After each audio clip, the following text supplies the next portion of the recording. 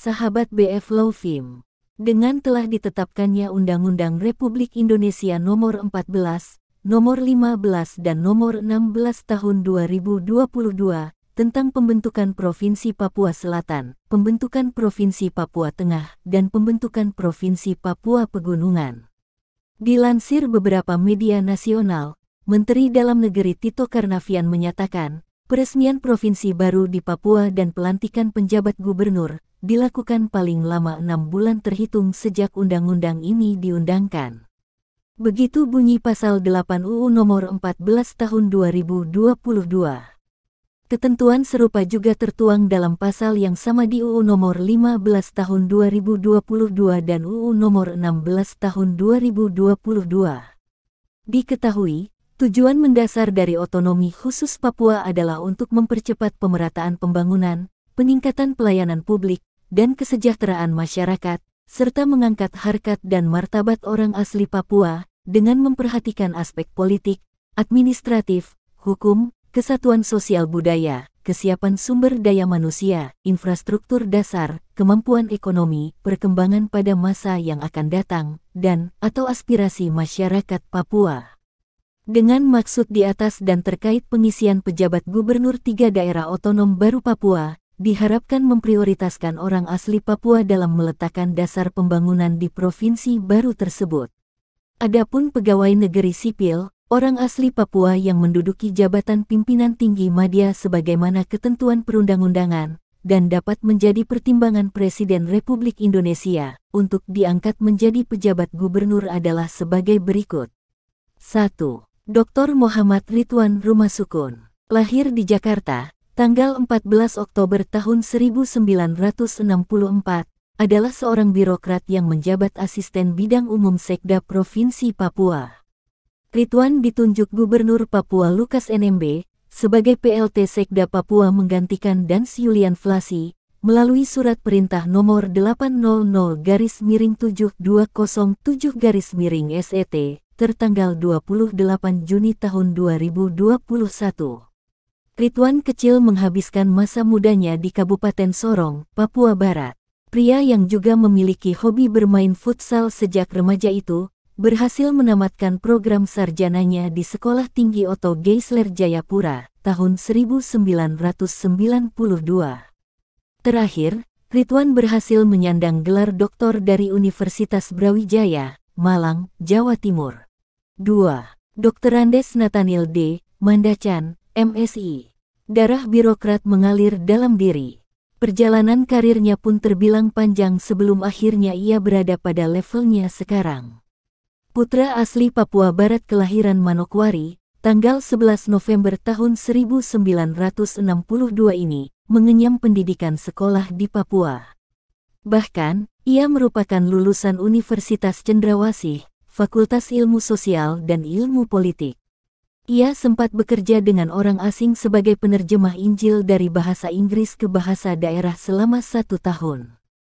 Kemudian, di tahun 1989, dia pun diterima dan mengawali karir birokratnya sebagai staf kepegawaian di pemerintahan daerah Kabupaten Manokwari. Di era pemerintahan Presiden Abdurrahman Wahid, Gus Dur, ia mendapat kenaikan pangkat dan mendapat kesempatan meneruskan kuliah S2-nya di Universitas Gadjah Mada UGM Yogyakarta di tahun 2004. Mantan Kepala Biro Kepegawaian Kabupaten Manokwari ini mengabdi selama 15 tahun di Kabupaten Manokwari. Rupanya keberuntungan kembali datang di saat yang sama sekali tak pernah ia duga. Selama 5 tahun, ia menjabat sebagai Kepala Biro Kepegawaian.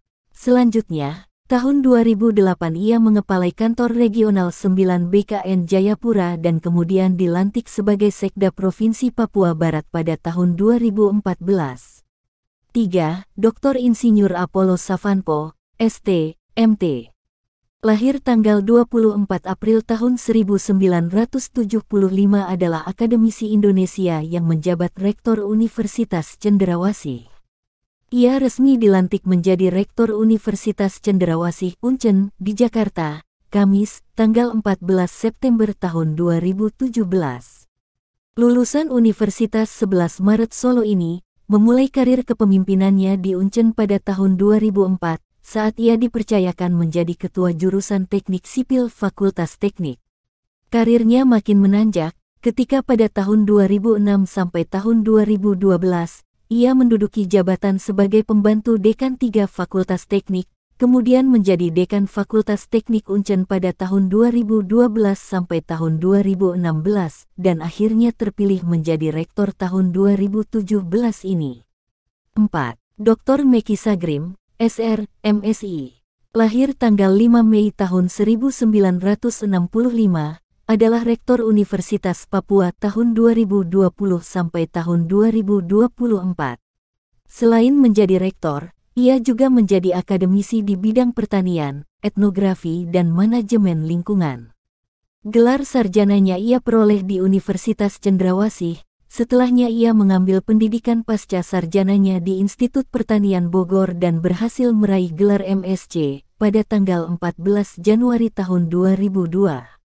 Setelahnya meraih gelar doktor di program studi ilmu kehutanan major, jurusan sosiologi pedesaan pada Universitas Mula Warman pada 2014. 5. Dr. Andes Beatus Tambaib MA. Ia adalah salah satu yang terpilih dan menyelesaikan studinya pada Universitas Negeri Surakarta di Solo. Usai menyelesaikan studi di Solo, ia diangkat menjadi dosen pada Universitas Cendrawasih. Dengan tekad dan semangat, ia melanjutkan studi S2 di Universitas Newcastle Australia, juga didanai Pemda Kabupaten Merauke. Beatus Tambaib kemudian dipercayakan menakodai Stisipol Yaleka Maro Merauke, yang juga secara khusus menaruh perhatian pada anak-anak asli Papua. Sikap keberpihakan ini didasarkan bahwa otsus dan segala bentuk kebijakan pemerintah selama ini tidak memberikan pengaruh dan dampak perubahan bagi orang asli Papua. Orang asli Papua masih saja termarginal dalam pembangunan, maka pendidikan adalah salah satu upaya untuk mendorong kesetaraan agar anak-anak Papua dapat berdiri sama tinggi, duduk sama rendah, dengan saudara yang lain. Dengan memiliki pendidikan, maka anak-anak Papua tidak hanya menjadi objek pembangunan tetapi menjadi pelaku pembangunan. Sahabat BF Laufim, anggota DPR RI Dapil Papua, yang juga adalah mantan Ketua Pansus Perubahan UU Otsus Papua Komarudin Watubun mengatakan, tidaklah berlebihan ia menekankan bahwa bentuk paling nyata dari frasa mengangkat harkat dan martabat orang asli Papua, sebagaimana diatur dalam Undang-Undang Nomor 2 Tahun 2021 Pasal 76 Ayat 2 adalah dengan mengangkat OAP terbaik untuk menduduki jabatan sebagai penjabat gubernur. Ia pun mengusulkan pemerintah dan pemerintah provinsi induk dapat membentuk tim asistensi untuk mendukung penjabat gubernur, sehingga mereka dapat melaksanakan kewajiban-kewajibannya dengan berhasil, sebagaimana yang diatur dalam Undang-Undang Republik Indonesia Nomor 14 Pasal 9 Ayat 4, Undang-Undang Nomor 15 Pasal 9 Ayat 4, dan Undang-Undang Nomor 16 Tahun 2022 Pasal 9 Ayat 4, yaitu menyelenggarakan pemerintahan daerah, membentuk dan mengisi perangkat daerah, memfasilitasi pembentukan Majelis Rakyat Papua, memfasilitasi pemilihan gubernur dan wakil gubernur dan DPR provinsi, serta melaksanakan tugas-tugas lain sesuai peraturan perundang-undangan. Tutup Komarudin Watubun.